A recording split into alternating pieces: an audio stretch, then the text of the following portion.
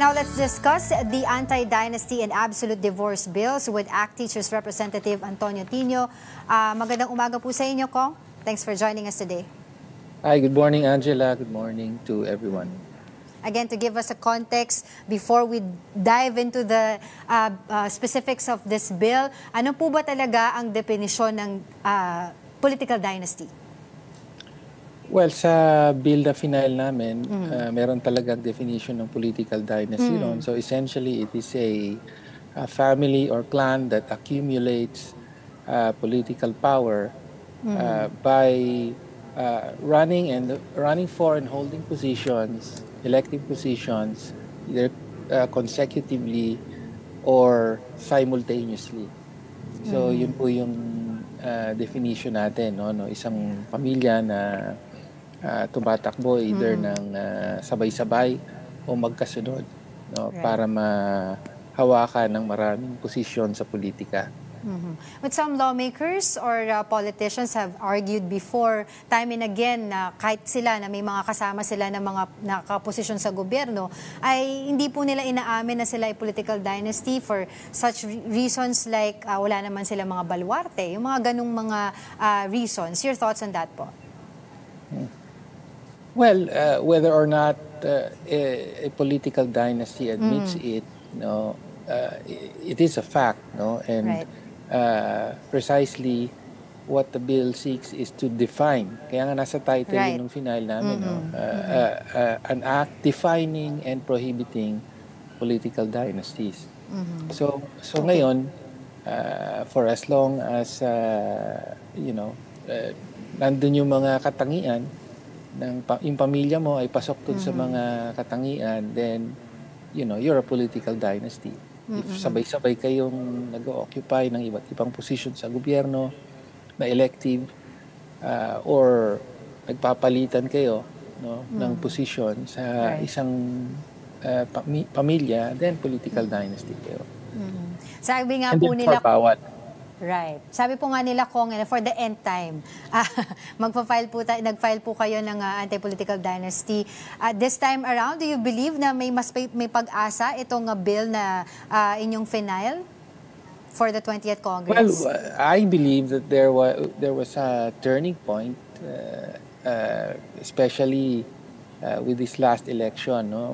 Talagang ramdam natin yung pagbago ng public opinion kaugnay sa dynasties, no, especially since nung nakaraang eleksyon nakita natin talaga, no, yung magkakapatid, magkakapamilya tumakbo para sa, meron kang sa Senate, meron kang sa Congress, meron kang sa local government position sabay-sabay, no, in not just one instance but in several instances. Ganon. Kaya iba na rin talagang reaction ng mga tao. Tingin nila sumusobra na talaga yung pamamayagpag ng mga political dynasties. And many people now see the close connection between political dynasties and yung problema natin ng malaganap na kahirapan, yung problema natin ng corruption, yung problema ng lack of accountability, no, kasi hindi natin mapanagot yung mga nagkakasalang opisyal dahil magkakamag-anak silang lahat, no. So kaya tingin natin may mas malakas na suporta talaga ang publiko ngayon, kaya may chance tayo na maisulong ang bill na ito.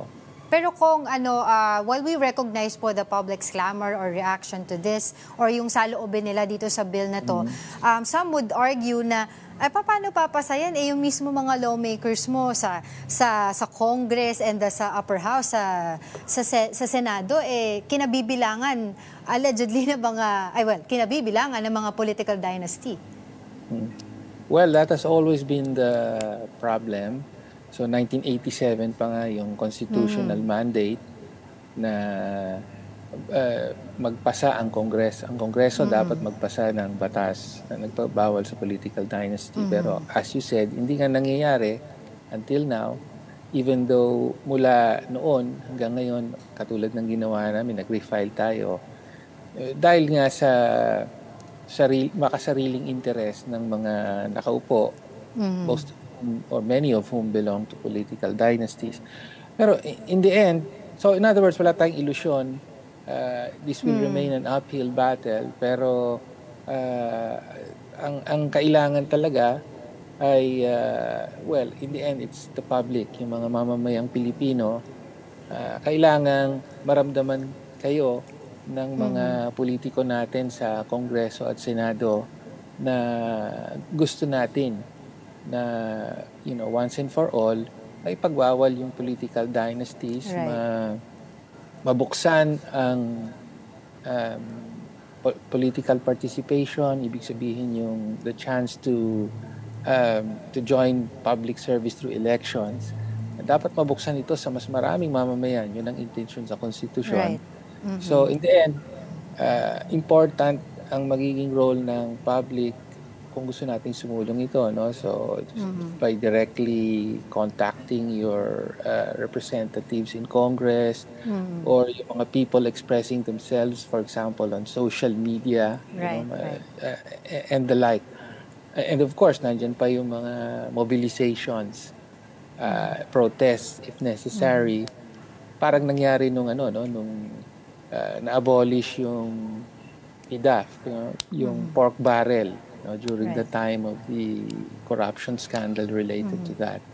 So the public will play an important role, Right.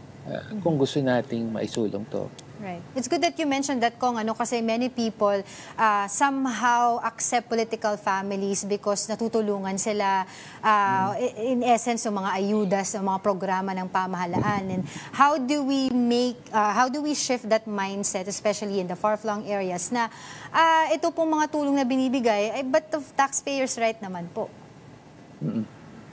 Well, I think precisely to make it clear that itong mga ayuda or whatever, social services, like for example, education, health, and so on, that these are rights. Concrete example niyan, nung ipinasa ng Kongreso yung free tertiary education law, yung libreng kolehiyo. Okay. Dati wala pa yung batas na yan, so kasama sa mga gawain ng mga politiko noon, pagbibigay ng mga scholarship, college scholarships and so on. Pero nung naipasa na yung batas, recognizing it as a universal right or right of every Filipino, that to education, including higher education, nawala na di na ginagawa ng mga politiko yung pagbibigay ng scholarship. So I think that's one approach para mabawasan na yung role of political patronage, sa pag-access ng mga basic services which are actually a right of Filipinos.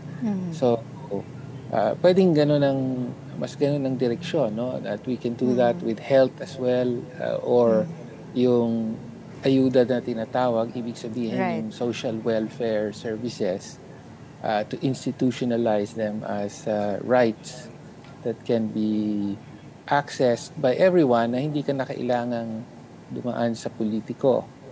The same way na ngayon, pag gusto mo i-enroll ang anak mo sa public school, hindi mo naman kailangan dumaan pa sa politiko para magawa yon. Pero Kog, once ang bayan filed before the Supreme Court, yung asking to compel the Congress to act about this political dynasty bill. Do you believe this has legal and this has practical merit, or symbolic lang po ito? Mako-compel ba ng Supreme Court ang Congress to act on it? Yeah, of course it has merit, and we welcome that, and that's an important people or citizens initiative.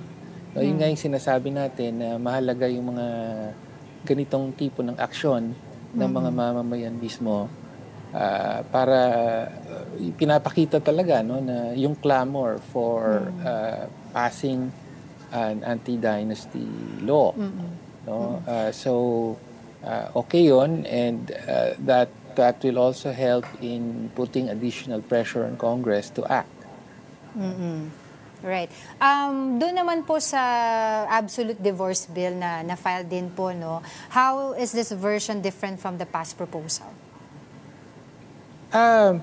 It's not Or it's really basically the same? that different, no? Yung particular bill na final natin, which was the bill that was originally refiled by Women's Party with the previous Congress, ay hindi, may mga ilang kaibahan na lamang doon sa version na pumasa on third reading uh, in the previous Congress, in the House.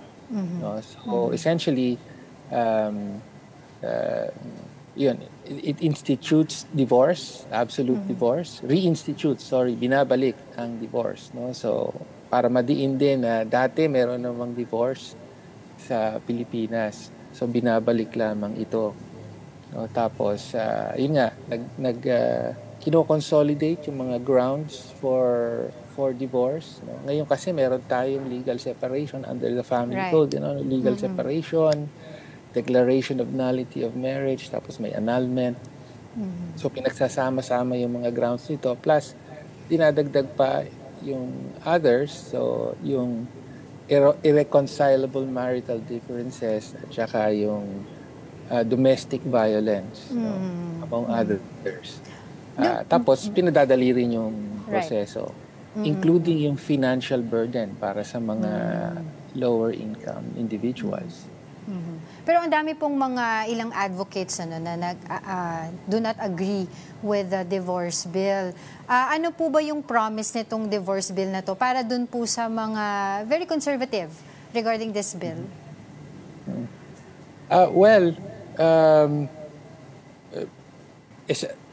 Ang isa rito ay katulad nga ng sinabi ko, largely yung grounds ay binatay sa mga existing grounds na. No? Or yung annulment, declaration of nullity, legal separation. Nandiyan na yan. So in other words, kahit yung mga tumututoy sa divorce, kinikilala na yon. Tapos nagdagdag lang ng ilan pa. Katulad ng nabanggit ko, yung domestic violence, yung irreconcilable differences. Tapos, meron pa rin namang, so this is not proposing no-fault divorce, no? Which in some other countries, for example, yun, mas mabilis na talaga. Wala na masyadong proseso, judicial process to establish the grounds, no?